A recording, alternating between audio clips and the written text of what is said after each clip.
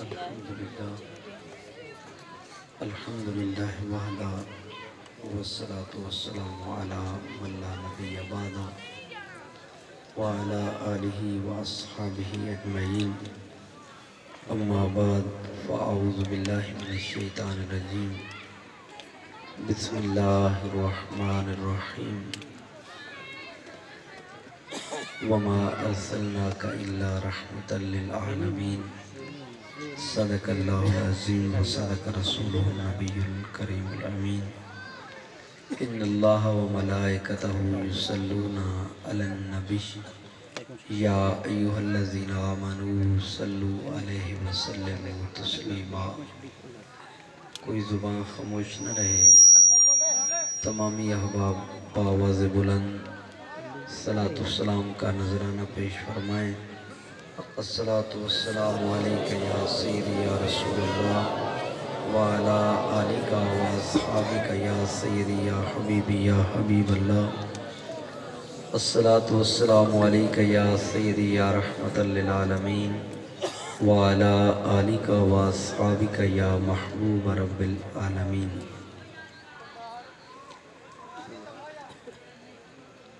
یار یگانہ ملسی تین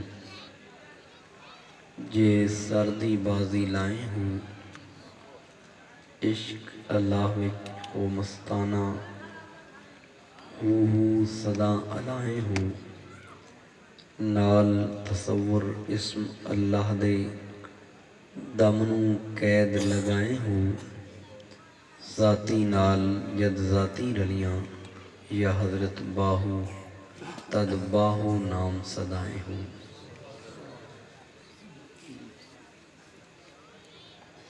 قوت عشق سے ہر پست کو بالا کر دے،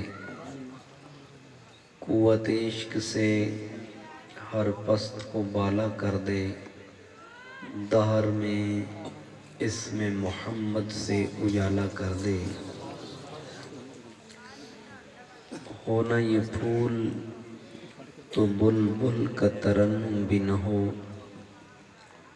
ہونا یہ پھول تو بلبل کا ترنم بھی نہ ہو، چمن دہر میں کلیوں کا تبسم بھی نہ ہو، خیمہ افلاک کا استادہ اسی نام سے ہے، خیمہ افلاک کا استادہ اسی نام سے ہے، نبض ہستی تپش آمادہ اسی نام سے ہے، اور کی محمد سے وفا تو نے تو ہم تیرے ہیں، یہ جہاں چیز ہے کیا لوح و قلم تیرے ہیں۔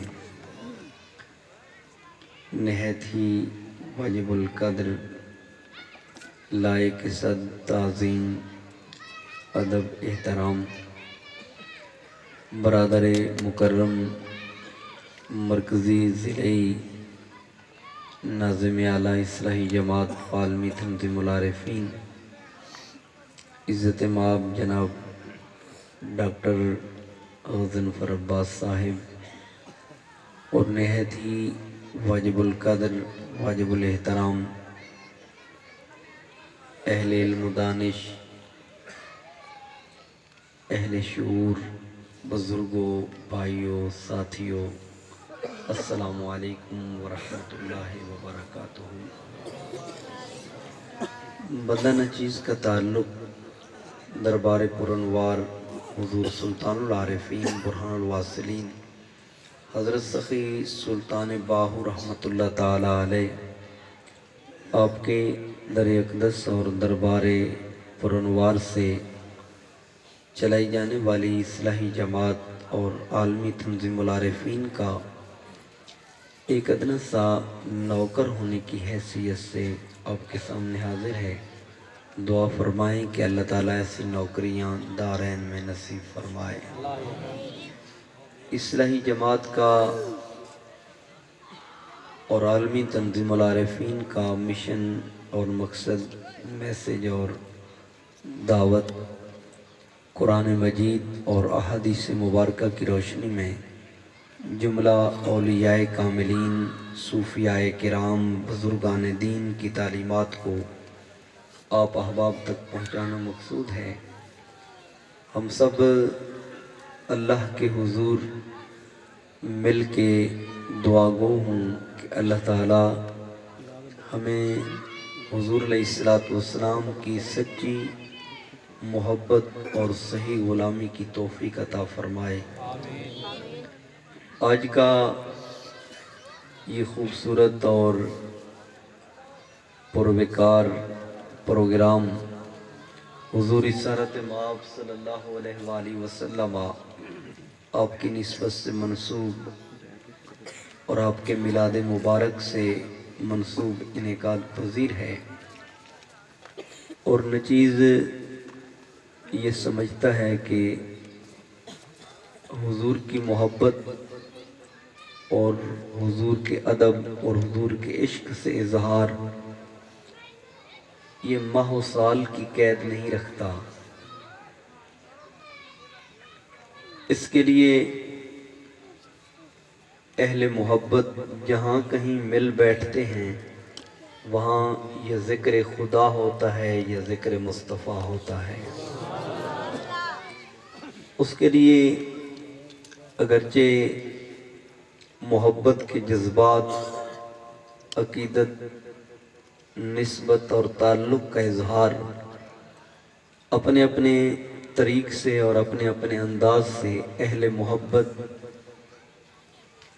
اہل عشق، اہل نسبت کرتے رہتے ہیں، مگر یہ بات ذہن نشین رہنی چاہیے کہ آقا علیہ السلام کا میلاد اور حضور کا ذکر کوئی ربیع الاول شریف کی احتیاج نہیں رکھتا اور کوئی رجب کی احتیاج نہیں رکھتا، کوئی رمضان کی احتیاج نہیں رکھتا، بلکہ یہ اہل ذوق، اہل شوق، اہل نسبت، اہل عقیدت، اہل محبت کا اپنا ایک انداز ہوتا ہے اور یہ رہا ہے۔ آپ طبع حمیری اور طبع یمانی، جسے طبع اول کہا جاتا ہے، اگر ان کی داستان محبت، عشق، ذوق، شوق اور نسبت کو حضور رسالت مآب صلی اللہ علیہ وآلہ وسلم سے اظہار محبت کرتے ہوئے دیکھیں تو حضور کی ولادت سے 1000 سال قبل اس نے یہاں پہ آ کے ڈیرا لگایا، جو حضور کی آمد سے پہلے یثرب کہلاتا تھا اور حضور کی آمد کے بعد مدینہ منورہ بنا دیا گیا۔ تو وہ اپنی محبت، اپنے ذوق، اپنے شوق کا ایک عجیب اور ایک نرالا انداز رکھتے تھے، جس کو انہوں نے حضور رسالت مآب صلی اللہ علیہ وآلہ وسلم سے منسلک کرنے کے لیے اور حضور سے اپنی محبت، اپنی عقیدت، اپنی نسبت اور اپنے تعلق کے اظہار کے لیے اس نے خط لکھا، اور اس خط میں اس نے اپنے تن، من، دھن کی قربانی کا ذکر حضور کی آمد سے 1000 سال پہلے کیا۔ تو گویا حضور کے میلاد کا ذکر یہ حضور کی ولادت کے ساتھ ہی خاص نہیں، حضور کے میلاد کا ذکر حضور کے میلاد والے مہینے کے ساتھ بھی خاص نہیں، بلکہ یہ حضور کی محبت اور حضور سے تعلق کا ایک اظہار ہے۔ من احب شیئا فاکثر ذکرہ، یہ ایک اصول ہے، قاعدہ ہے، جس کو جس سے محبت ہوتی ہے وہ اس کا کثرت سے تذکرہ کرتا ہے، جس کو جس سے عقیدت ہوتی ہے وہ اس کا کثرت سے ذکر کرتا ہے، جس کو جس سے نسبت ہوتی ہے وہ اس کا کثرت سے ذکر کرتا ہے۔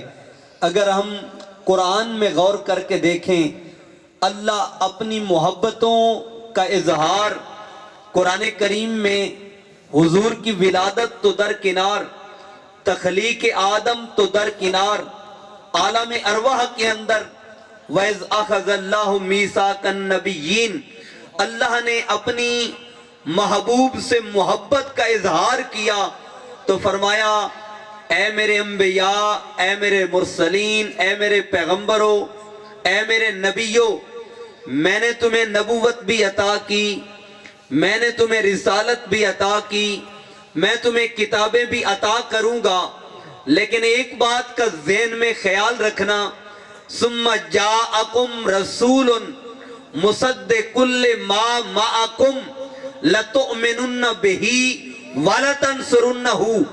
ابھی حضور دنیا میں جلوہ گر نہیں ہوئے، مگر اللہ نے اپنے نبیوں سے یہ عہد لیا اور میثاق لیا کہ یاد رکھو نبوت بھی تمہارے پاس ہو، رسالت بھی تمہارے پاس ہو، صحیفہ بھی تمہارے پاس ہو، کتاب بھی تمہارے پاس ہو، تورات زبور انجیل کے حامل بھی بن چکے ہو، صحیفے بھی اتر چکے ہوں، لیکن ثم جاءکم رسول، اگر میرا مصطفیٰ کریم تمہاری نبوت کے دور اور رسالت کے دور میں جلوہ گر ہو جائیں تو پھر اپنی نبوت اور رسالت کا اظہار اپنی جگہ، لیکن ایک بات کا خیال رکھنا، جب میرے مصطفیٰ کریم کی جلوہ گری ہو جائے تو پھر ایمان ذات مصطفیٰ پہ لانا اور تصدیق ذات مصطفیٰ کی کرنا یہ تم پہ لازم ہے۔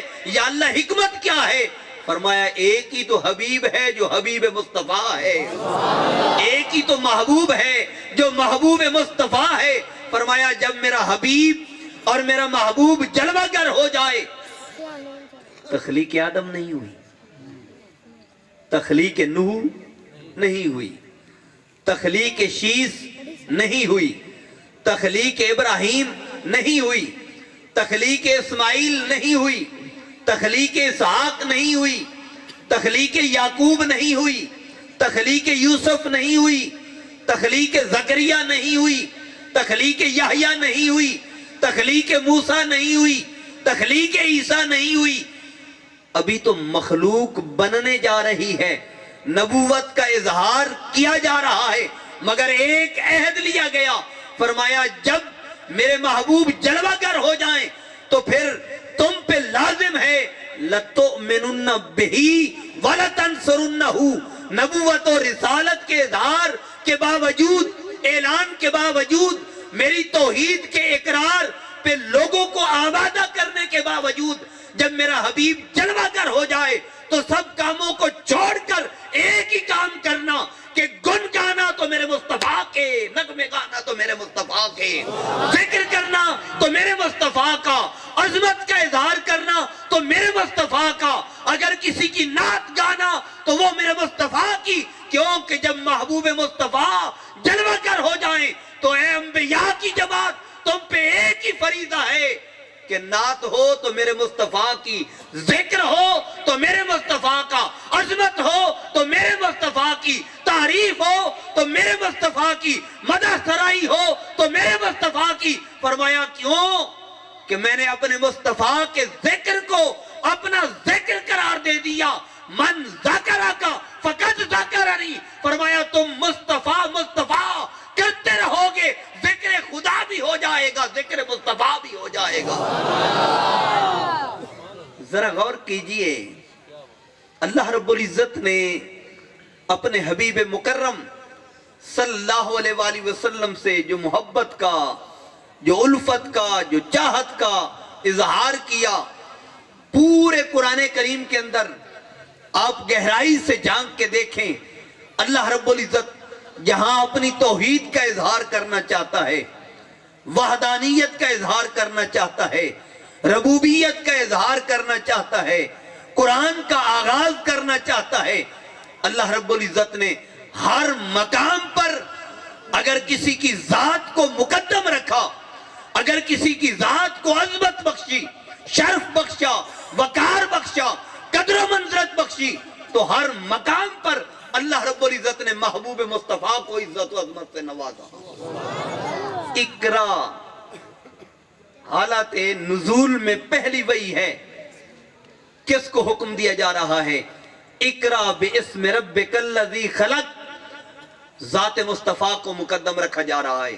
صحیح بخاری ہے، جبریل امین وحی لے کے آئے، غار حرا ہے، آقا علیہ السلام کی بارگاہ میں عرض کرتے ہیں اقرا، حضور فرماتے ہیں ما انا بقارئ، پھر جبریل امین کہتے ہیں اقرا، حضور فرماتے ہیں ما انا بقارئ، جبریل عرض کرتے ہیں حضور پڑھیے، حضور نے فرمایا میں پڑھنے والا نہیں ہوں، ما انا بقارئ، ما انا بقارئ، آقا علیہ السلام نے فرمایا میں پڑھنے والا نہیں ہوں، محض کیا پڑھوں؟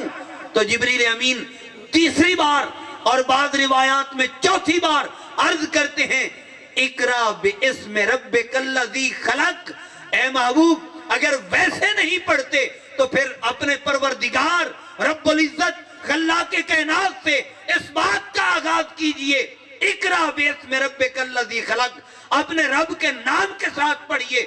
تو مصطفیٰ کریم اگر پہلی بار غار ثور کے اندر وحی کی قرات کے لیے اپنی زبان اقدس کھولتے ہیں تو رب ذوالجلال کے نام سے کھولتے ہیں، پروردگار عالم کے ذکر سے کھولتے ہیں، اللہ کے تذکرے سے کھولتے ہیں، اللہ کی یاد سے کھولتے ہیں، اللہ کے ذکر سے کھولتے ہیں اور اس کے نام پاک سے کھولتے ہیں۔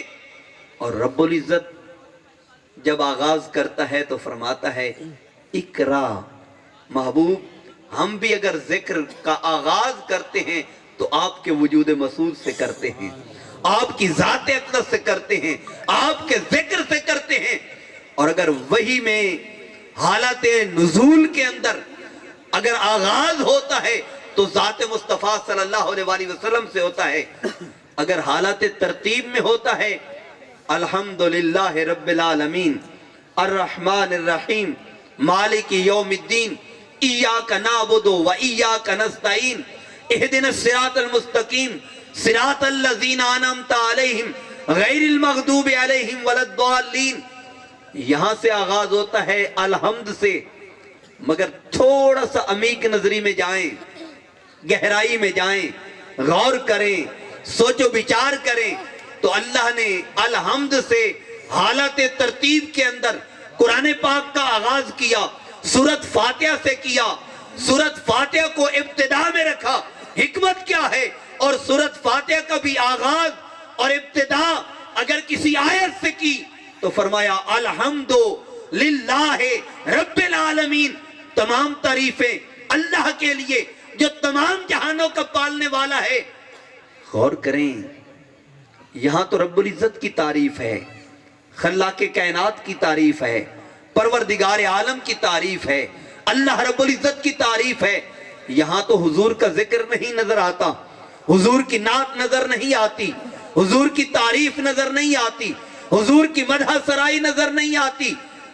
تو اہل علم، صوفیاء، اتقیاء، اذکیاء، متقی، صاحب قلب و نظر، وہ کہتے ہیں کہ صرف الحمد میں اللہ رب العزت کی تعریف نہیں، اگر غور کر کے دیکھو اللہ نے قرآن کریم کی سورت فاتحہ کی ابتدا الحمد سے اس لیے کی ہے کہ ہم یہ بنیادی طور پر ایک مصدر ہے اور مصدر وہ کہلاتا ہے جس سے صیغے نکلتے ہیں، اس میں فاعل اسی سے بنتا ہے، مفعول اسی سے بنتا ہے، فعل اسی سے بنتا ہے، ظرف اسی سے بنتا ہے، تمام صیغے اسی سے جاری ہوتے ہیں۔ اللہ نے قرآن کے آغاز میں ایسا صیغہ ذکر کیا جس کا ظاہر حمد خدا نظر آتا ہے، جس کا باطن نعت مصطفیٰ ہے۔ نعت مصطفیٰ کیسے؟ فرمایا حامد یحمدو حمدن فہو حامدن، حامد یحمدو، حمدن سے اگر اس میں فاعل ہے تو وہ حامد ہے، اور حامد یہ حضور کا نام ہے، اس میں مفعول ہے وہ محمود ہے، وہ بھی حضور کا نام ہے۔ حمد سے احمد بنا وہ بھی حضور کا نام ہے، حمد سے محمد بنا وہ بھی حضور کا نام ہے۔ گویا قرآن کی ابتدا میں ایک بار حمد خدا ہے، 4 بار نعت مصطفیٰ ہے۔ اللہ نے ایسا صیغہ ذکر کیا جہاں حمد خدا بھی ہو جائے، نعت مصطفیٰ بھی ہو جائے، ایسے صیغے کو کیا. ہم مصدر نکلا اور مصدر سے سیغے نکلتے ہیں. حامد بھی حمد سے بنا, محمود بھی حمد سے بنا, احمد بھی حمد سے بنا, محمد بھی حمد سے بنا. جب ان چاروں میں غور کیا تو اللہ رب العزت نے قرآن کے آغاز میں حمد کا صیغہ ذکر کر کے مخلوق کے اوپر یہ واضح کر دیا, لوگوں اگر عشق مصطفیٰ میں ڈوب کر میرے قرآن کی تلاوت کرو تو جہاں تمہیں حمد خدا نظر آئے گی وہاں ذکر مصطفیٰ بھی نظر آئے گا, نعت مصطفیٰ بھی نظر آئے گی, عظمت مصطفیٰ بھی نظر آئے گی. حامد تعریف کرنے والا, محمود جس کی تعریف کی گئی ہو, احمد بہت زیادہ تعریف کرنے والا, محمد الذی یحمد حمدن بعد حمدن مرتن بعد مرتن کرتن بعد کرتن. فرمایا میں نے حمد میں اپنے حبیب کا نام چھپا کر اس لیے رکھا تاکہ پردے میں بھی رہے. اس شاخ جب اس حمد کا پردہ اٹھائیں, حمد کے پردے کو چاک کریں تو وہاں پر احمد یہ بھی میرے مصطفیٰ کا نام نظر آئے, محمد یہ بھی میرے مصطفیٰ کا نام نظر آئے. جو حمد کے بعد حمد کے لائق ہو, تعریف کے بعد تعریف کے لائق ہو, تکرار کے بعد تکرار کے لائق ہو, اظہار کے بعد اظہار کے لائق ہو, اگر وہ اس کائنات میں خدا کے بعد کوئی ہستی ہے تو وہ محبوب مصطفیٰ کی ہستی ہے, حبیب خدا کی ہستی ہے, ذات مصطفیٰ کی ہستی ہے. اس لیے اللہ نے قرآن کے ہر مقام پر اگر کسی کی تعریف کو رکھا, کسی کی عظمت کو رکھا, کہیں خفیہ رکھا, کہیں ظاہراً رکھا, کہیں باطناً رکھا, کہیں واضح لکھا. اور کیوں لکھا؟ فرمایا لوگوں پہ واضح ہو جائے کہ رب العزت اگر کسی کی رضا, کسی کو خوشنودی, کسی کو راضی کرنا چاہتا ہے تو وہ اس کائنات میں محبوب مصطفیٰ کی ذات اقدس ہے جسے خدا دنیا میں بھی راضی رکھنا چاہتا ہے, قبر و حشر میں بھی راضی رکھنا چاہتا ہے. اس لیے فرمایا وَلَسَوْفَ يُؤْتِيكَ رَبُّكَ فَتَرْضَىٰ. اے حبیب مکرم, آپ کا رب ان قریب آپ کو اتنا عطا کرے گا جو پہلے کسی کو نہیں دیا, آپ راضی ہو جائیں گے, آپ راضی ہو جائیں گے, اتنا عطا کرے گا. مگر افسوس اور صد افسوس, ہمارے اسی محراب و منبر سے, ہمارے اسی سٹیج سے, ہمارے اسی منبر سے آقا دو عالم صلی اللہ علیہ وآلہ وسلم کی ذات اقدس میں, آپ کی تعریف میں, آپ کی سیرت میں, آپ کے رویے میں, آپ کے کردار میں, آپ کے ذکر میں, آپ کی عظمت میں, آپ کی شان میں, آپ کے مقام میں انصاف نہیں کیا جاتا رہا. اور لوگ منبر پہ بیٹھ کر بھی حضور کی ذات اقدس اور آپ کی سیرت اور آپ کے کردار سے انصاف نہ کر سکے اور صرف اسی بات کا ذکر خیر کیا جاتا رہا. نچیز مانتا ہے, نچیز کو اللہ کی توفیق سے اور عارفوں کے سلطان کے قدمین شریفین میں بیٹھنے سے یہ چیز واضح ہے, یہ چیز معلوم ہے کہ آقا دو عالم صلی اللہ علیہ وآلہ وسلم آپ نے ایسے مواقع پر, ایسے مقامات پر فقر اختیاری کو اختیار کیا, آقا علیہ السلام نے اس کا اظہار کیا, مگر ہم حضور کی سیرت سے انصاف نہ کر سکے. بڑی معذرت کے ساتھ کسی کو یہ بات اگرچہ سخت بھی لگے لیکن حق باہو کے در سے آیا ہوں, حق کہنا میرا فرض بنتا ہے. حضور رسالت مآب صلی اللہ علیہ وسلم سے اور آپ کی سیرت سے اور اس کے اظہار سے ہم کما حق کو یہ واضح نہ کر سکے. جب بھی میلاد شریف کا مہینہ آتا ہے ہمارے اسی سٹیج سے اور ہمارے انہی ممبروں سے یہ صدا بلند ہوتی ہے, جی حضور کے پاس ایک وقت کا ہوتا تھا تو دوسرے وقت کا نہیں ہوتا تھا, صبح کا ہوتا تھا تو شام کا نہیں ہوتا تھا, دن کا ہوتا تھا تو رات کا نہیں ہوتا تھا. حضور خود پیوند لگایا کرتے تھے نالے مبارک کو، نالین مقدس کو حضور خود گانٹھا کرتے تھے۔ نچیز یہ سمجھتا ہے کہ یہ حضور کی سیرت سے انصاف نہیں، یہ حضور کی ذات سے انصاف نہیں، یہ حضور کے رویے سے انصاف نہیں، یہ آقا علیہ السلام نے مکی یا مدنی زندگی گزاری، اس سے انصاف نہیں۔ اور اس لیے انصاف نہیں کہ حضور کی سیرت کے ایک پہلو کو ذکر کر دیا گیا۔ یہ آقا علیہ السلام کا چولہا صبح کا جلتا تھا اور شام کا نہیں جلتا تھا، اور کئی دن تک فاقہ رہتا تھا۔ نچیز کا سوال یہ ہے کہ کیا آپ اس سے حضور کی عظمت کا اظہار کرنا چاہتے ہیں؟ دونوں پہلوؤں کو مد نظر رکھیں، دونوں کو ڈسکس کریں۔ اور نچیز اس سے اتفاق رکھتا ہے کہ حضور کثرت سے کھانے پینے کو ترک کیا کرتے تھے۔ آج کل جس طرح ہم کھاتے ہیں، آقا علیہ السلام یوں نہیں کھایا کرتے تھے۔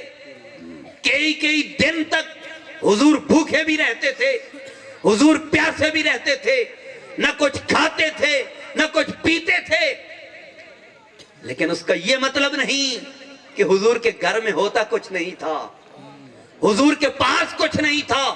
آئیے، صرف جذبات کا اظہار نہیں اور ایسے کوئی ہوا میں چیز نہیں چھوڑ رہا۔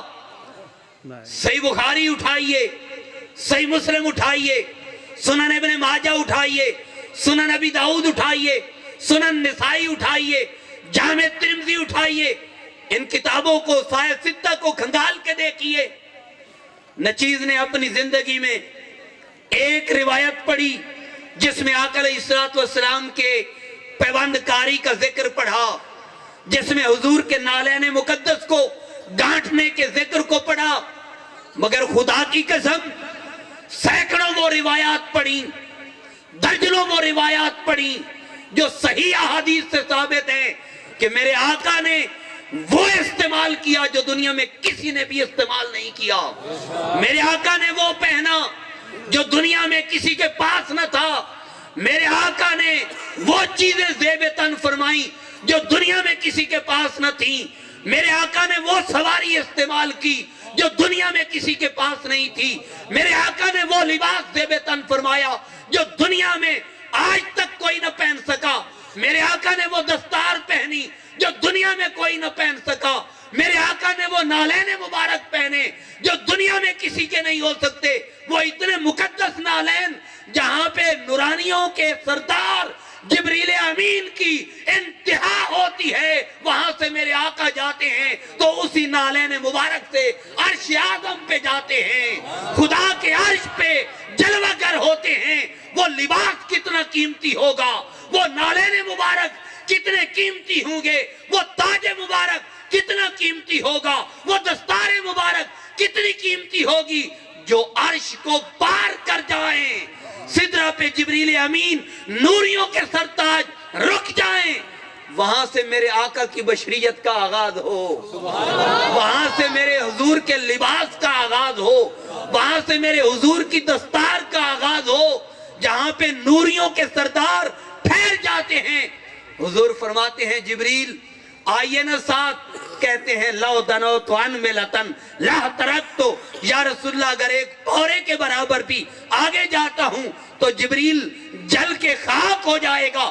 آگے میری جانے کی حاجت، آگے میری جانے کی قوت، آگے میری جانے کی طاقت ہمت نہیں ہے، یا رسول اللہ آگے جاؤں گا جل جاؤں گا۔ تو میرے مصطفیٰ کریم جہاں سے آغاز کر رہے ہیں، نوریوں کے سرتاج رک رہے ہیں، وہاں سے میرے مصطفیٰ کی بشریت کا آغاز ہو رہا ہے۔ تو جن کی بشریت نورانیوں کے سردار کی انتہا سے شروع ہوتی ہے تو میرے آقا کی نورانیت کی عظمت کا عالم کیا ہوگا، پھر میرے مصطفیٰ کریم کی حقیقت کی عظمت کا عالم کیا ہوگا۔ لیکن یہ بات ذہن میں بٹھا کے رکھیے، حضور کے گھر میں جو کئی اوقات کے اندر چولہے کا نہ جلنا غربت کی وجہ سے نہیں، بلکہ مفتی احمد یار خان نعیمی صاحب نے تفسیر نور العرفان کے اندر ذکر کیا کہ اگر کوئی حضور کو حقارت کی نگاہ سے فقیر کہے، کس نگاہ سے؟ حقارت کی نگاہ سے، تو اس کا اسلام سے کوئی تعلق نہیں، اس کا دین سے کوئی تعلق نہیں، اس کا شریعت سے کوئی تعلق نہیں، اس کا آخرت سے کوئی تعلق نہیں، اس کا قرآن و سنت سے کوئی تعلق نہیں۔ جب دین سے ہی کوئی تعلق نہیں، اسلام سے ہی کوئی تعلق نہیں، تو پھر باقی تعلق کون سا رہ جاتا ہے؟ تو صحیح مسلم کتاب الصیام اٹھائیے، حضور جو کئی دن تک کھاتے پیتے نہیں تھے، حکمت کیا تھی؟ حضور نے صحابہ اکرام کو دیکھا، وہ کمزور نحیف نظر آ رہے ہیں۔ آقا علیہ الصلوۃ والسلام نے فرمایا، اے میرے صحابہ تمہیں کیا ہو گیا؟ میں تمہیں کمزور دیکھ رہا ہوں، نحیف دیکھ رہا ہوں، تمہارے جسم میں سکت اور طاقت کو کم دیکھ رہا ہوں، اس کے اثرات تمہارے چہروں سے نظر آ رہے ہیں۔ تو انہوں نے عرض کی، یا رسول اللہ صلی اللہ علیہ وسلم ہم صوم وصال رکھ رہے ہیں۔ حضور نے فرمایا کیوں رکھ رہے ہو؟ صوم وصال کا مطلب ہے 24 گھنٹے کا، 48 گھنٹے کا روزہ۔ تو حضور نے فرمایا یہ روزے تم کیوں رکھ رہے ہو؟ 24 گھنٹے کھانے پینے کو کیوں ترک کر رہے ہو؟ انہوں نے عرض کی، حضور آپ بھی 24 گھنٹے کچھ نہیں کھاتے، کچھ نہیں پیتے، 48 گھنٹے کھانے اور پینے سے الگ رہتے ہیں۔ ہم بھی آپ کی سنت میں آپ کی پیروی کرتے ہوئے کھانے کو بھی پینے کو بھی ترک کر چکے ہیں، جس کی وجہ سے ہمارے جسموں میں نحافت اور کمزوری آ رہی ہے۔ تو میرے آقا نے فرمایا، ایکم مثلی، ایکم مثلی، ایکم مثلی، تم میں سے کون ہے میری مثل؟ تم میں سے کون ہے میری مثل؟ تم میں سے کون ہے میری مثل؟ عرض کی، لست مثلنا یا رسول اللہ، اللہ کی عزت کی قسم آپ ہم جیسے نہیں ہیں۔ لم آرا قبلہ ولا بعدہ مثلہ، یا رسول اللہ، اللہ کی عزت کی قسم آپ جیسا نہ پہلے دیکھا نہ بعد میں دیکھا۔ یہ خدا نے آپ کو عزت و عظمت، شرف اور بزرگی، حسن اور وقار عطا کیا ہے۔ آپ جیسا نہ کسی ماں نے جنا ہے، نہ کوئی ماں جنے گی۔ آپ اپنی ذات میں انفرادیت رکھتے ہیں۔ آقا پاک نے فرمایا، پھر کھانے پینے کو کیوں ترک کر چکے ہو؟ عرض کی، حضور آپ نہیں کھاتے پیتے تھے، ہم نے کہا محبوب نہیں کھاتے، ہم کیسے کھائیں پیئیں؟ حضور نے فرمایا، یوکم مثلی، تم میں سے کون میری مثل ہو سکتا ہے؟ انی ابی تو عند ربی، میں ہر رات اپنے رب کے پاس گزارتا ہوں، رب کی بارگاہ میں رہتا ہوں۔ وَهُوَ يُطْعِمُنِي وَيُسْقِينِي ربی، میرا رب اپنے دست قدرت سے مجھے کھلاتا بھی ہے، پلاتا بھی ہے۔ میں تو ہر رات رب کے دست قدرت سے کھا بھی لیتا ہوں، پی بھی لیتا ہوں۔ تم مجھے کھاتا پیتے نہیں دیکھتے تو یہ مت سمجھو کہ میں کھاتا پیتا نہیں، میں رات گزارتا ہوں۔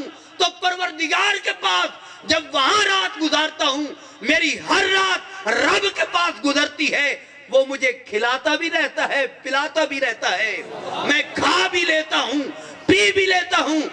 تم میں سے کون ہے میری مثل؟ انہوں نے ہاتھ باندھ کے عرض کی، یا رسول اللہ، ہم نے مثلیت کا نہیں غلامی کا دعویٰ کیا ہوا ہے، لیکن آپ کو کھاتے پیتے نہ دیکھ کر ہم نے بھی چاہا کہ ہم بھی محبوب کی سنت کو ادا کریں۔ حضور نے فرمایا، صوم وصال نہ رکھو، بلکہ تم پہ لازم ہے سحری بھی کیا کرو، اس میں برکت ہے، افطاری بھی کیا کرو، اس میں بھی برکت ہے۔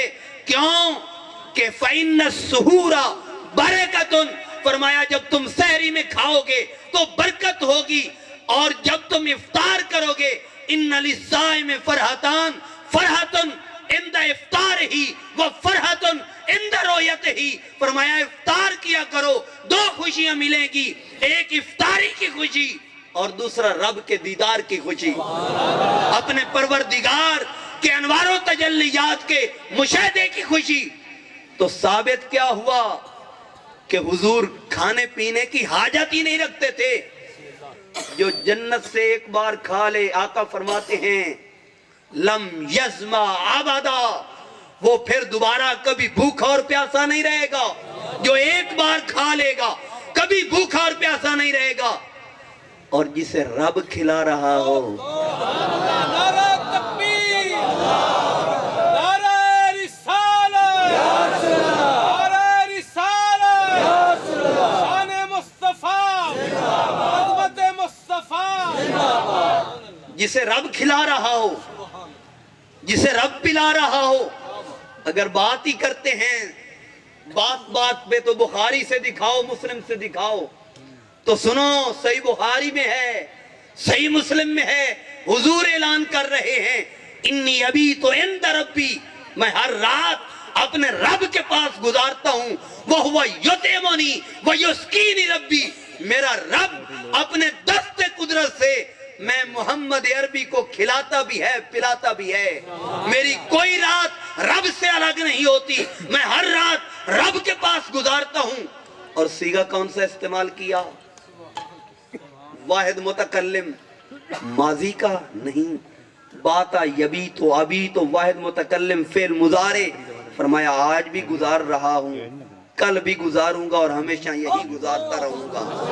تو میرا کوئی لمحہ اپنے رب سے الگ ہوتا ہی نہیں. میرا ہر پل ہر لمحہ رب کے پاس ہے. اور کیسی کیفیت میں؟ سنن نبی داؤد حضور فرماتے ہیں لی مع اللہ وقت لا یسع فیہ ملک مقرب ولا نبی مرسل. فرمایا جب میں رب کے ساتھ ہوتا ہوں تو وہ ایسا وقت ہوتا ہے جہاں پر فرشتے نہیں پہنچ سکتے, جبریل نہیں پہنچ سکتے, میکائیل نہیں پہنچ سکتے, اسرافیل نہیں پہنچ سکتے, اسرائیل نہیں پہنچ سکتے.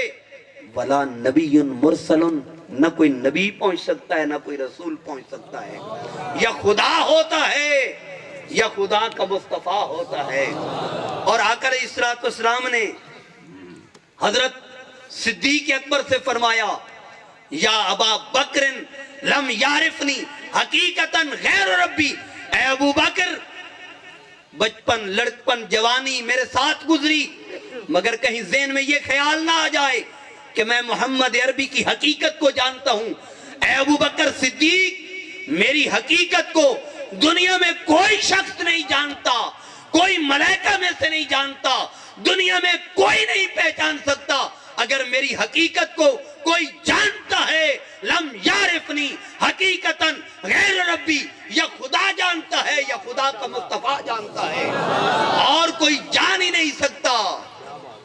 محمد سر قدرت ہیں, کوئی رمز ان کی کیا جانے, شریعت میں تو بندہ ہے حقیقت میں خدا جانے. خواجہ غلام فرید صاحب فرماتے ہیں حقیقت محمد دا لا حل معمہ, حقیقت محمد دا لا حل معمہ, نہ تھیا حل ایویں حل وہندے گزر گئی. فرمایا حضور کی حقیقت کا ایسا معمہ ہے جو کبھی بھی حل نہیں ہو سکتا. تے جٹ حل وہندیاں گزار دیں دن. حقیقت محمدی تک پہنچنا کوئی آسان بات نہیں. وہ حقیقت یا خدا جانتا ہے یا خدا کا مصطفیٰ جانتا ہے. اور فرمایا کسے؟ صدیق اکبر کو. فرمایا کسے؟ صدیق اکبر کو. گویا آقا بتلانا یہ چاہتے ہیں کہ اگر میری حقیقت پوچھنی ہے تو پھر پروردگار سے پوچھو, رب العزت سے پوچھو, وہی میری حقیقت کو جانتا اور پہچانتا ہے. ذرا غور کریں, اگر کوئی جانتا نہیں پہچانتا نہیں تو وقت پھیتے چاہ کے کیوں پھر دیں, پیمانے لے کے کیوں پھرتے ہیں؟ یہ حضور کی عظمت یہاں سے یہاں تک, نور یہاں سے یہاں تک, علم غیب یہاں سے یہاں تک, آقا پاس اختیار یہاں سے یہاں تک. جب کوئی جانتا ہی نہیں, حضور کو تب اختیار ملا جب ملا پیدا ہی نہیں ہوا تھا. اسے کیا خبر کہ عظمت مصطفیٰ کیا ہے, شان مصطفیٰ کیا ہے, مقام مصطفیٰ کیا ہے, شرف مصطفیٰ کیا ہے. لا یمکن الثناء کما کان حقہ بعد از خدا بزرگ توئی. کس سے مختصر حضور کی حقیقت تک پہنچنا کوئی آسان کام نہیں. لوگوں اتنی بات کر کے اپنی بات کو روک لیتے ہیں کہ بعد از خدا بزرگ توئی. کس سے مختصر اگر خدا کے بعد کسی کا مقام و مرتبہ ہے تو محبوب مصطفیٰ کی عظمت و شان ہے، حضور کی عزت و عظمت ہے، تو حضور کی عظمت تک کوئی پہنچ نہیں پاتا۔ ہاں، جو جتنا بیان کرتا ہے حضور کے ذکر کو بلند نہیں کر رہا ہوتا، حضور کی عظمت کو بلند نہیں کر رہا ہوتا، بلکہ حضور کی عظمت اور ذکر کے صدقے خود کو بلند کر رہا ہوتا ہے۔ جو حضور کا ذکر کرتا ہے اللہ اسے عزت دیتا ہے، اللہ اسے شرف بخشتا ہے، اللہ اسے قدر و منزلت عطا کرتا ہے۔ اس لیے حضور کی عظمت کا ادراک نہیں ہو سکتا، حضور کے شرف کا ادراک نہیں ہو سکتا، حضور کی عزت اور توقیر کا کما کو ادراک نہیں ہو سکتا۔ ہاں، اس کو اگر کوئی جانتا ہے تو فقط خدا اور اس کا مصطفیٰ، اس کے علاوہ کوئی پہچان نہیں سکتا۔ ہاں، کسی تک حضور کی عظمت کا کوئی پہلو پہنچا، کسی تک کوئی باب پہنچا، کسی تک سیرت کا کوئی پہلو پہنچا، وہ اسی کو ڈسکس کرتا ہے۔ لیکن یہ بات ذہن میں رہے کہ میرے آقا کی سیرت کے دونوں پہلو ہیں۔ جو حضور نے کھانے پینے کو ترک کیا، غربت کی وجہ سے نہیں کہ حضور غریب تھے، یتیمی کی وجہ سے نہیں کہ حضور یتیم تھے لہذا حضور کے پاس کچھ نہیں تھا۔ حضور کی ذات تو وہ ہے، اللہ اعلان کرتا ہے ان اغناہم اللہ ورسولہ من فضلہ، لوگوں کائنات میں جس کے پاس ذرے سے لے کے پہاڑ تک، قطرے سے لے کے سمندر تک، تنکے سے لے کے اشجار تک جو کچھ بھی ہے وہ کس کا عطیہ ہے؟ یا خدا عطا کرتا ہے یا خدا کا مصطفیٰ عطا کرتا ہے۔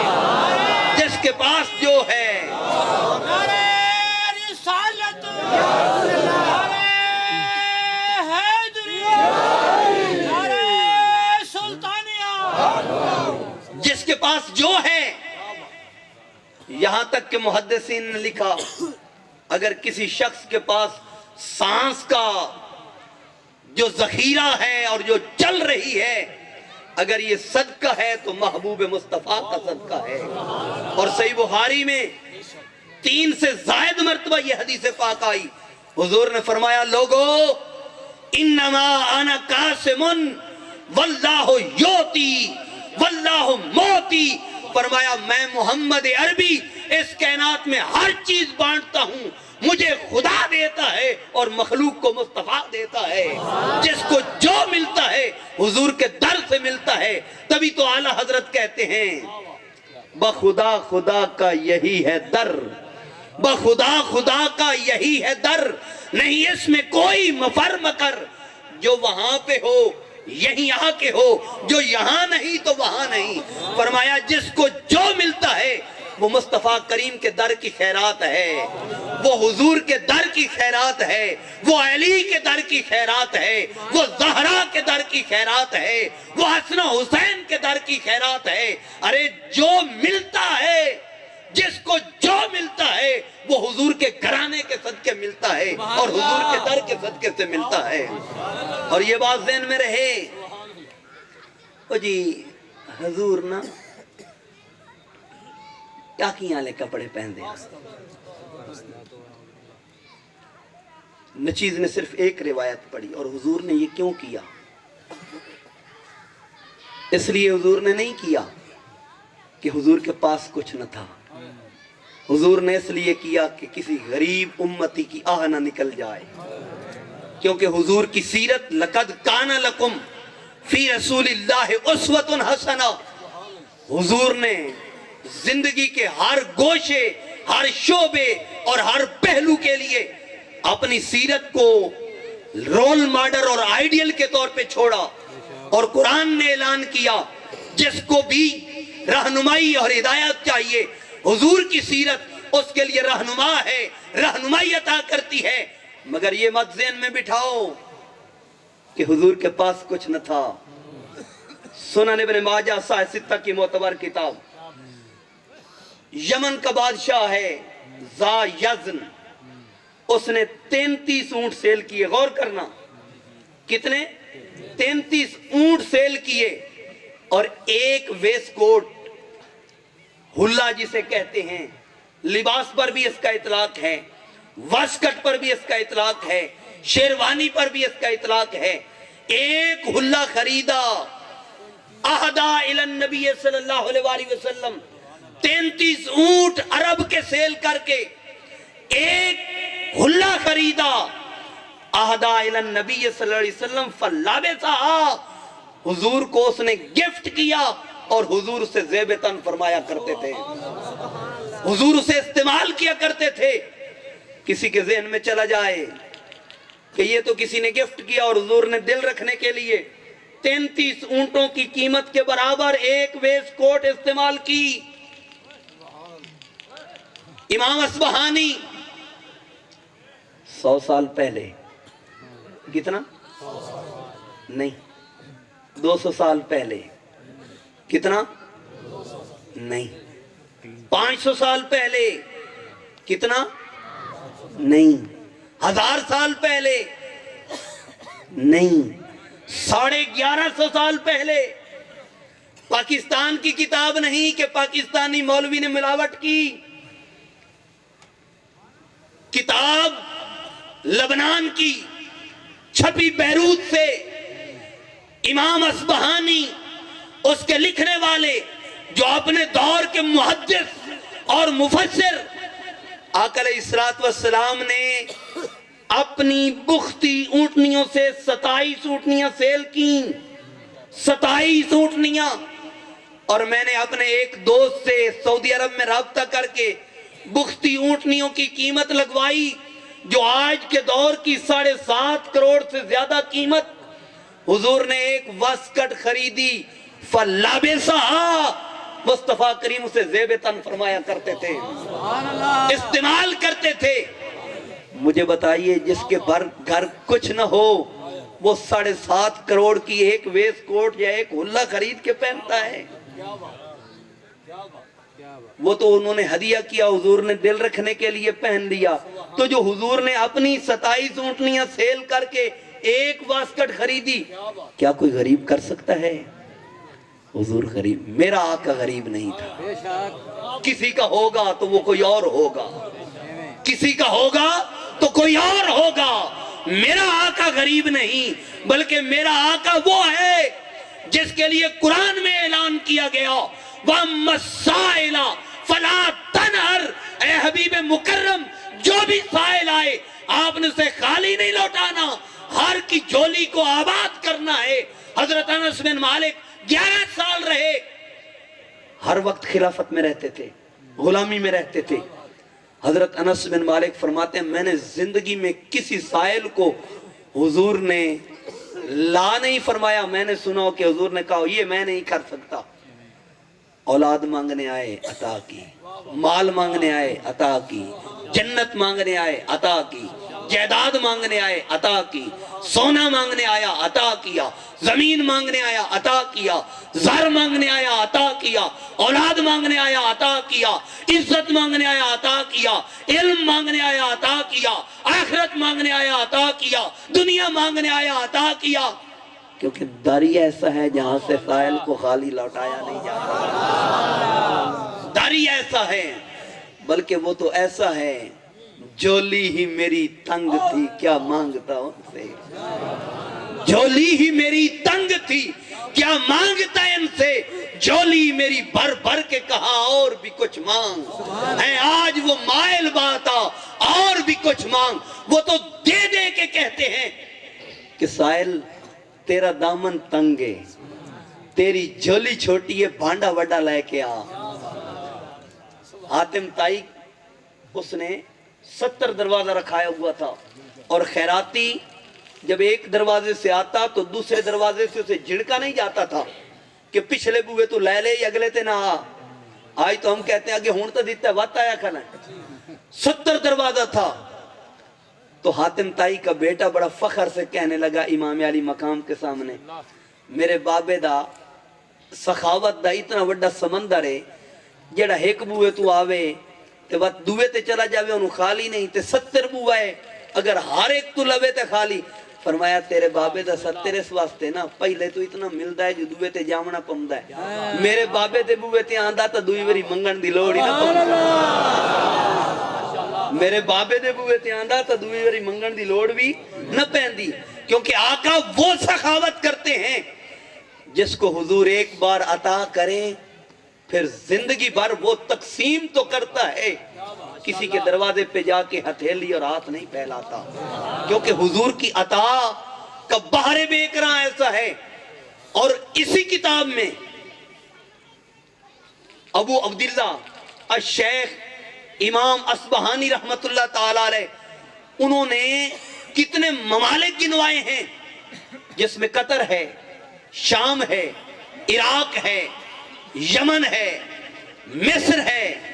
آقا دو عالم صلی اللہ علیہ وآلہ وسلم جو لباس مبارک زیب تن فرمایا کرتے تھے وہ سب کا سب برینڈ تھا حضور کے لیے۔ آج لوگ کہتے ہیں جی صبح کا ہوتا تھا شام کا نہیں ہوتا تھا، ہوش کے ناخن لو، اگر حضور کے در پہ کچھ نہیں تو پھر کس کے در پہ کچھ ہے؟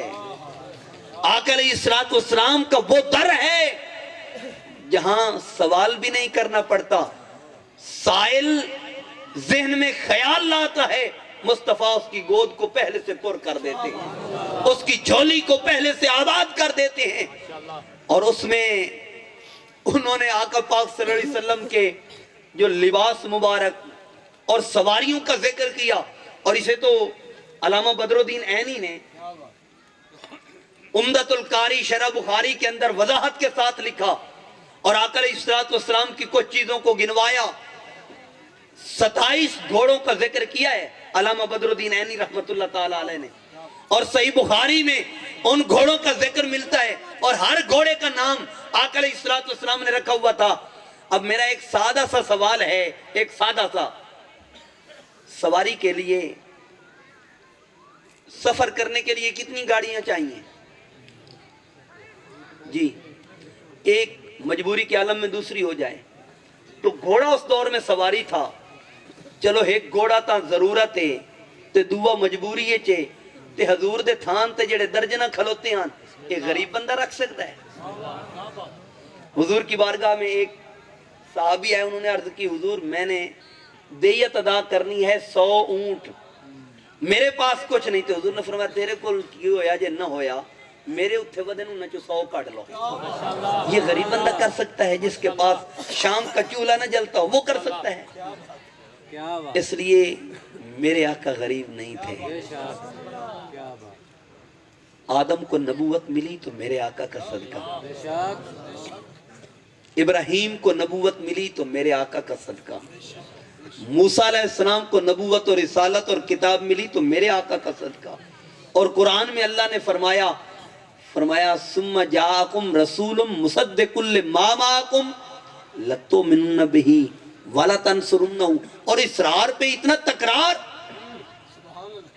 فرمایا یہ سارا خزانہ ملا ہے تو اسی آخر و زمان نبی کا صدقہ۔ آدم علیہ السلام جب 360 سال روئے، جب جنت سے اتارا گیا تو ایک دن دل میں خیال آیا کہ ایسا نہ ہو کہ میں آخر الزمان نبی کا محمد عربی کا واسطہ دے کے توبہ کروں، تو عرض کی بحق کے محمد صلی اللہ علیہ وآلہ وسلم اغفر لی۔ اللہ نے فرمایا کیف عرفت یا آدم، پیارے آدم تینوں کی میں پتہ لگ گیا ہے، آج واسطہ دیتا ہی 360 سال تو بعد۔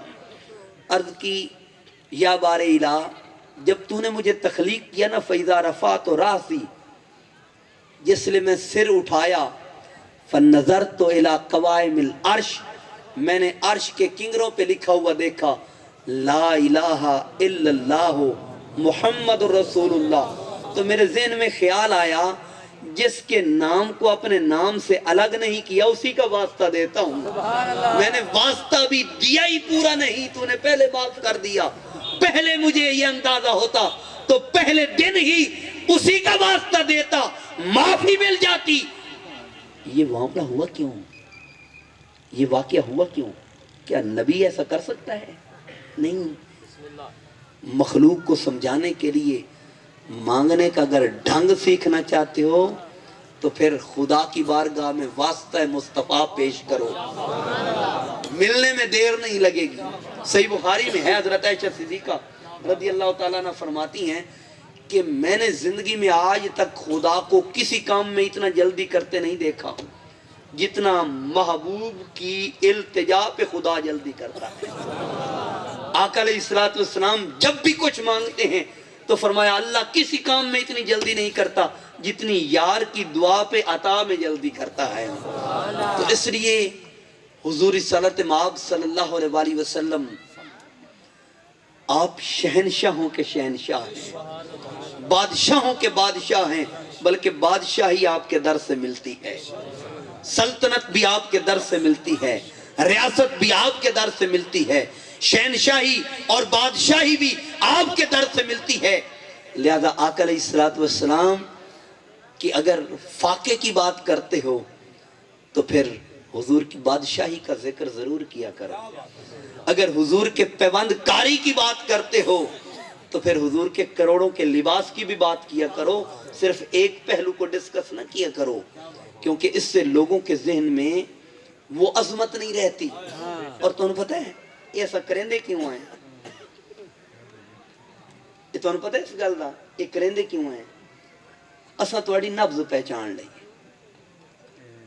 یہ غربت دا تذکرہ کثرت نال اس واسطے کرنے جلے غربت دا تذکرہ ہوندا نا تواڈیاں جیباں خالی ہوندیاں نا ساڈیاں بریندیاں، اس واسطے اساں ایہو جیاں گلاں انہاں چیز اکثر کہتا ہے ڈاکٹر صاحب کہ اتنے تیر یزیدیاں نہ مارے جتنے اساں مولویاں مارے۔ امام علی مقام سیدنا امام حسین رضی اللہ تعالیٰ عنہ کے بارے میں ادھر سے تیر آیا جی ادھر سے تیر آیا، ایسے آیا اور ایسے گیا اور یوں لگا اور یوں لگا، کیا ہے یار؟ وہ کون سا مورخ ہے جس نے کہا کہ یوں تیر آیا اور یوں لگا اور یوں تیر آیا اور یوں پیوست ہوا؟ ہم یہ پورا جو منظر بیان کرتے ہیں اس لیے کہ آپ کی آنکھیں اشکبار ہوں، دل نرم ہوں، جیب خالی ہو اور ہماری بھر جائے۔ ورنہ آقا علیہ الصلوۃ والسلام کی سیرت میں کسی مقام پہ حضور نے شہادت کا ذکر کیا کرو، لیکن حضور نے کس مقام پہ تیروں کا ذکر کیا؟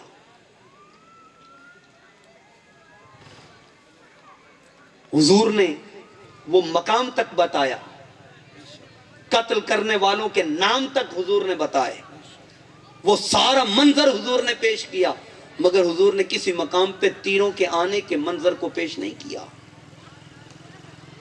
اگر یہی بات کرتے ہو جو تیر کا یہ انداز بیان کیا جاتا ہے، مجھے وہ کوئی حسینی محب اہل بیت، محب علی اور محب خاتون جنت دکھاؤ جو ٹیلے پہ بیٹھ کے تاریخ لکھنے کو عزیز سمجھے اور امام علی مقام کے سامنے جان کا نذرانہ پیش نہ کرے۔ کوئی تو ایسا محب اہل بیت دکھا دو۔ اس لیے امام علی مقام کی شہادت کو بیان کرو۔ یار قرآن میں غوطہ زنی کرو، ساری زندگی گزر جائے گی، امام علی مقام کی عظمت قرآن سے بھی پوری نہیں کر سکو گے۔ قرآن میں اتنی عظمت ہے اہل بیت اطہار کی، تم زندگی لگا دو زندگی ختم ہو جائے گی، قرآن سے عظمت اہل بیت کا باب مکمل نہیں ہوگا، حدیث سے اہل بیت کی عظمت کا باب مکمل نہیں ہوگا، صحابہ کی عظمت کا باب مکمل نہیں ہوگا، نہ قرآن سے نہ سنت سے، زندگیاں ختم ہو جائیں گی۔ 1400 سال گزر گئے، لوگ لکھ رہے ہیں، لوگ دنیا سے چلے جاتے ہیں، آئے روز اہل بیت، صحابہ، حضور اور حضور کے گھرانے کا ایک نیا باب کھل جاتا ہے، ایک نئی شان نظر آتی ہے، ایک نیا باب نظر آتا ہے، ایک نئی عظمت نظر آتی ہے۔ دنیا سے لوگ 1400 سال ہو گئے گزر رہے ہیں، مگر حضور کی عظمت کے باب، اہل بیت کی عظمت کے باب، صحابہ کی عظمت کے باب کو آج تک کوئی دعویٰ نہیں کر سکا کہ میں نے مکمل کر لیا۔ ان کی عظمت کو یا خدا جانتا ہے یا خدا کا مصطفیٰ جانتا ہے۔ اس لیے ہمارے اوپر جو فریضہ ہے وہ فریضہ یہ ہے کہ جہاں ہم ان کی عظمت کے گن گاتے ہیں وہاں ان کی غلامی بھی کریں، ان کی تابعداری بھی کریں۔ حضور کا جہاں میلاد مناتے ہیں، پچھلے سال یہیں پہ نچیز نے عرض کیا تھا، جہاں بینر لگاتے ہیں، جھنڈیاں لگاتے ہیں، جہاں فلیکسز لگاتے ہیں، کمکمے لگاتے ہیں، اشتہارات لگاتے ہیں، وہاں پر اپنی زندگی میں عہد کریں کہ حضور کی سیرت سے الگ اپنا قدم نہیں اٹھائیں گے، حضور کے فرمان سے الگ اپنی سانس نہیں نکالیں گے، اور حضور کے احکام سے الگ اپنی زندگی نہیں گزاریں گے، یہ عہد بھی کریں۔ اصل میلاد یہ ہے کہ ہم میلاد والے کو منائیں، اصل میلاد یہ ہے کہ ہم حضور کی سیرت کو اپنائیں، حضور کے کردار کو اپنائیں، حضور کے رویے کو اپنائیں۔ اور آج کے دن کا ایک پیغام عرض کرنا چاہتا ہوں، اگر ہم حضور کے محب ہیں اور واقعتاً محب ہیں تو آج اس پروگرام سے ایک پیغام لے کے جائیں، حضور دعوت دین کے لیے، توحید اور رسالت کے ابلاغ اور تبلیغ کے لیے طائف میں گئے۔ حضور نے اعلائے کلمت الحق بلند کیا، طائف والوں نے پتھر مارے۔ میرا اور آپ کا آج ایک جملہ ہے، اینٹ کا جواب پتھر سے۔ میرا یہ سوال ہے، جن کے ہم امتی ہیں، عظمت ان کی زیادہ ہے یا ہماری؟ غیرت ان کی زیادہ ہے یا ہماری؟ عزت ان کی زیادہ ہے یا ہماری؟ جلال ان کا زیادہ ہے یا ہمارا؟ روب ان کا زیادہ ہے یا ہمارا؟ تائید ان کے زیادہ ہے یا ہمارے ساتھ؟ تو آقا علیہ السلام نے طائف کے کس شخص کو پتھر کا جواب پتھر سے دینے کی بات کی، اینٹ کا جواب پتھر سے دینے کی بات کی؟ انہوں نے پتھر مارے، جبریل امین آئے، حضور لو لہان ہو گئے۔ 3 دن تک آقا علیہ السلام گھاٹی کے اندر رہے، باہر نہیں تشریف لائے، خون اتنا بہ چکا تھا۔ جبریل امین نے عرض کی، یا رسول اللہ اجازت دو، میں اس طائف کو چکی بنا کے طائف والوں کو آٹے کی مانند پیس دوں۔ حضور فرمایا، جبریل میں محمد عربی اجاڑے نہیں وسامن آیا۔ یہ کون سا امتی ہے جو یہ جذبہ رکھتا ہے؟ اگر قبر میں حضور کی شفاعت لینی ہے، محشر میں حضور کی شفاعت لینی ہے، تو یہ جذبہ اپنے اندر پیدا کرو۔ دعویٰ کرنا آسان ہے کہ میں حضور کا غلام ہوں، لوگ ابھی لفظ منہ میں لیے پھرتے ہیں اور ہم اس کا کلا کما کر دیتے ہیں، اس کی گردن اڑا دیتے ہیں اور دعویٰ رکھتے ہیں محمد عربی کا غلام ہے۔ اگر حضور کی غلامی کا دعویٰ ہے تو پھر پتھر کا جواب پھول کی پتی سے دو، پتھر کا جواب محبت سے دو، پتھر کا جواب معافی سے دو، اور پتھر کا جواب الفت اور پیار سے دو۔ اگر حضور کی غلامی کا ہم دعویٰ بھرتے ہیں، حضور کی غلامی کا دعویٰ رکھتے ہیں، حضور کی غلامی کا دم بھرتے ہیں، تو پھر حضور کی غلامی پہ چلیں، حضور کے طریق پہ چلیں۔ حضور نے آج تک کسی سے انتقام نہیں لیا۔ جب مکہ فتح ہوا، صحابہ نے عرض کی، یا رسول اللہ آج انتقام کا دن ہے، آج مکہ والوں نے جو مظالم ڈھائے تھے ہم بھی ڈھائیں گے۔ میرے آقا نے فرمایا، اے میرے صحابہ، آج انتقام کا دن نہیں، آج محمد عربی کی طرف سے معافی کا دن ہے، معاف کر لینے کا دن ہے۔ سل من قطعک واعف عمن ظلمک۔ میرے آقا نے فرمایا، جو تو اسے توڑے تو اس سے جوڑ، جو تو اس پر ظلم کرے تو اسے معاف کر۔ یہ میں محمد عربی کی طرف سے تمہارے لیے سبق ہے، یہ میرے آقا نے اعلان کیا۔ کون اس کا دم بھرتا ہے؟ کون اس پہ چلتا ہے؟ کون اس کا پہرا دیتا ہے؟ اگر ہم اس کا پہرا دیتے ہیں تو ہم حضور کے غلام ہیں، اور اگر نہیں دیتے تو ہمیں اپنے گریبان میں جھانک کے دیکھنا چاہیے کہ ہمارے آقا کا یہ رویہ ہے، ہمارا رویہ کیا ہے۔ میلاد منانا آسان ہے، مگر میلاد والے کو منانا آسان کام نہیں۔ قبر کی بات کرنا آسان ہے، قبر میں اس عمل کے ساتھ جانا مشکل ہے۔ کون ہے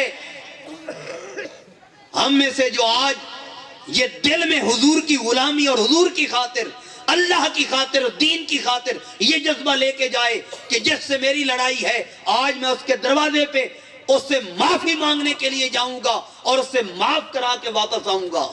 کون یہ جذبہ لے کے اٹھتا ہے؟ کون یہ درد لے کے اٹھتا ہے؟ کون یہ غلامی لے کے اٹھتا ہے؟ کون یہ محبت لے کے اٹھتا ہے؟ کون یہ الفت لے کے اٹھتا ہے؟ ہمارے اندر وہ برداشت نہ رہی جو ہمارے اسلاف میں تھی، جو صحابہ کرام میں تھی۔ ایک صحابی کے گھر میں بکری آتی ہے، کسی نے کہا دل نے چاہا تحفہ دے دوں۔ آپ نے اس بستی میں، اس علاقے میں 40 گھر تھے صحابہ کے، ایک کے گھر سے دوسرے میں، دوسرے سے تیسرے میں، 40 گھروں سے ہوتی ہوئی پہلے گھر تک پہنچی کہ یہ میرا بھائی کھا لے، وہ استعمال کر لے۔ یہ جذبہ کہاں گیا؟ اینٹ کا جواب پتھر سے دینا آسان ہے، مگر محبت سے دینا خدا کی بھی سنت ہے، خدا کے مصطفیٰ کی بھی سنت ہے۔ کتنے ہمارے جرائم خدا دیکھتا ہے۔ کدی روٹی بند کی تھی سو؟ بولو نا، جی تیرے میرے ہاتھ ہوندی تو کئی بھوکے سمجھنا، بلکہ بھوکے جاننا۔ یہ اس کے ہاتھ میں ہے، اس کے تصرف میں ہے، اس کے قبضہ قدرت میں ہے۔ کوئی غریب ہے اسے بھی دے رہا ہے، کوئی امیر ہے اسے بھی دے رہا ہے۔ لہذا اگر ہم حضور کی غلامی کا دم بھرتے ہیں، حضور سے محبت کا دعویٰ رکھتے ہیں، تو اس کو دلیل بھی چاہیے، اور دلیل یہ ہے کہ جو راستہ حضور نے ہمیں عطا کیا ہم اس راستے پہ چلیں۔ اور آج کے زمانہ میں نچیز کے نزدیک فرائض اور واجبات کے بعد جو سب سے بڑا عمل ہے وہ کسی کو معاف کرنے کا عمل ہے۔ سب سے بڑی عبادت برداشت کی عبادت ہے، سب سے بڑی عبادت گالی کا جواب محبت بھرے کلمات سے دینے کا ہے۔ کون اپناتا ہے؟ کون اختیار کرتا ہے؟ اس کے لیے لازم ہے کہ پہلے دل نرم ہو۔ حضور کے دل کی نرمی سے فیض لے کے ہم اپنے دلوں کو نرم کریں۔ جب دل سخت ہو جائیں تو اینٹ کا جواب پتھر سے دیا جاتا ہے، اور جب دل نرم ہو تو چچا کے قاتل اور اس کے کلیجے کو چبانے والے کو بھی معاف کر دیا جاتا ہے۔ یہ کون جذبہ رکھتا ہے؟ یہ کون فیصلہ کر سکتا ہے؟ جس کا دل نرم ہو۔ اور دل نرم مسجد کا محض تن کا بننے سے نہیں ہوتا۔ خرد نے کہہ بھی دیا لا الہ تو کیا حاصل، دل و نگاہ مسلمان نہیں تو کچھ نہیں۔ جو میں سر بسجدہ ہوا کبھی تو زمین سے آنے لگی صدا، تیرا دل تو ہے صنم آشنا، تجھے کیا ملے گا نماز میں؟ تیرا دل پتھر ہے، تو مسجد جات کے کرنا ہے۔ اور اگر دل کی نرمی چاہیے تو اللہ کا قرآن کہتا ہے الا بذکر اللہ تطمئن القلوب، خبردار اللہ کے ذکر سے دلوں کو چین ملتا ہے، دلوں کو سکون ملتا ہے، دلوں کو اطمینان ملتا ہے۔ زبانی کلمہ ہر کوئی پڑھدا، دل دا پڑھدا کوئی ہو۔ جتھے کلمہ دل دا پڑھی وے اتھے جبے نہ ملے ڈھوئی ہو۔ دل دا کلمہ عاشق پڑھ دے کی جانن یار گلوئی ہو۔ اے کلمہ میں نو پیر پڑھایا یا حضرت باہو، میں صدا سہاگن ہوئی ہوں۔ اور پیر زبانی کلمے نہیں پڑھاتا جو مرشد کامل ہو۔ آج کل کئی پیر بنے ہوئے نا،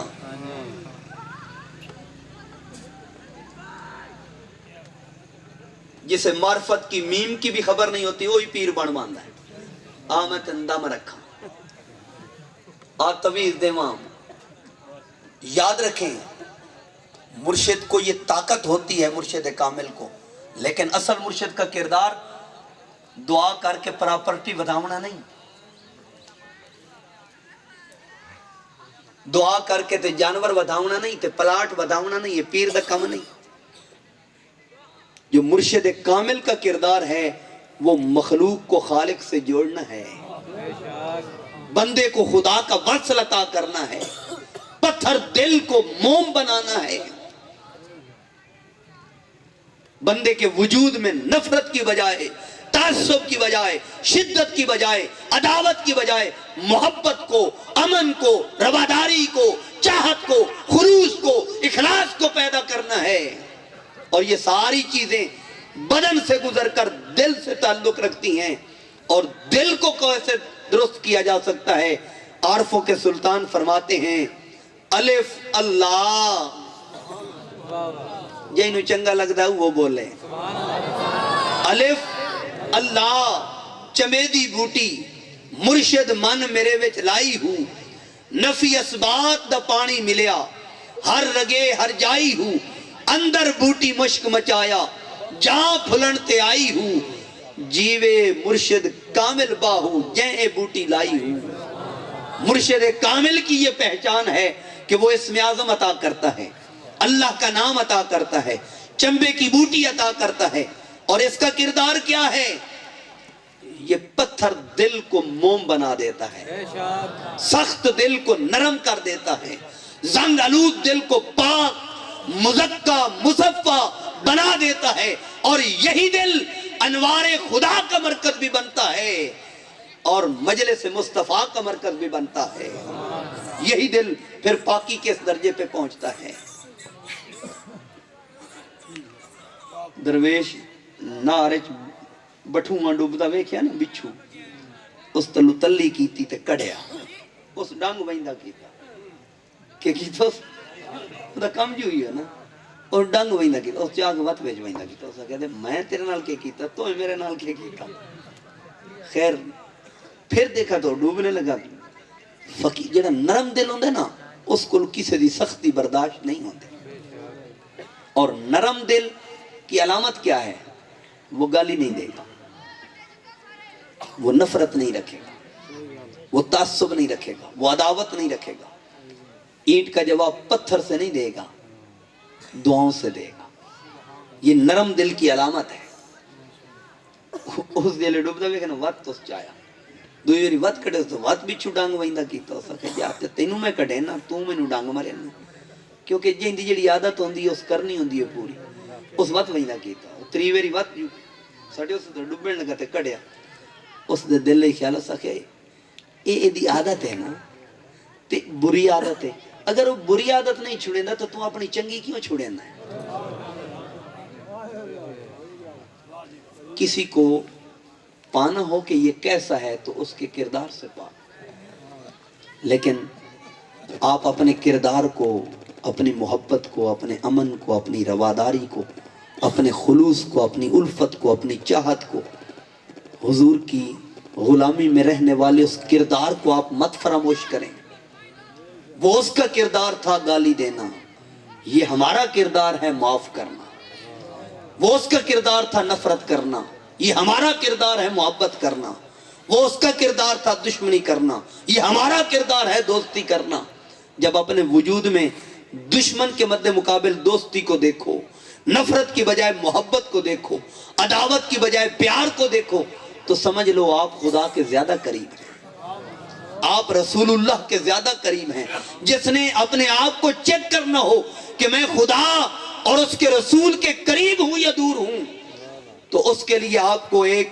نسخہ عرض کر دوں جو دور ہیں ان میں عداوت ہوگی نفرت ہوگی تعصب ہوگا شدت ہوگی دشمنی ہوگی اور جو اللہ اور اس کے رسول کے قریب ہیں ان میں محبت ہوگی پیار ہوگا خلوص ہوگا چاہت ہوگی الفت ہوگی رواداری ہوگی عشق شوئی ہوگی دل جوئی ہوگی محبت ہی محبت ہوگی کیونکہ محبت ہی سے پائی ہے شفا بیمار قوموں نے کیا ہے اپنے بخت خفتہ کو بیدار قوموں نے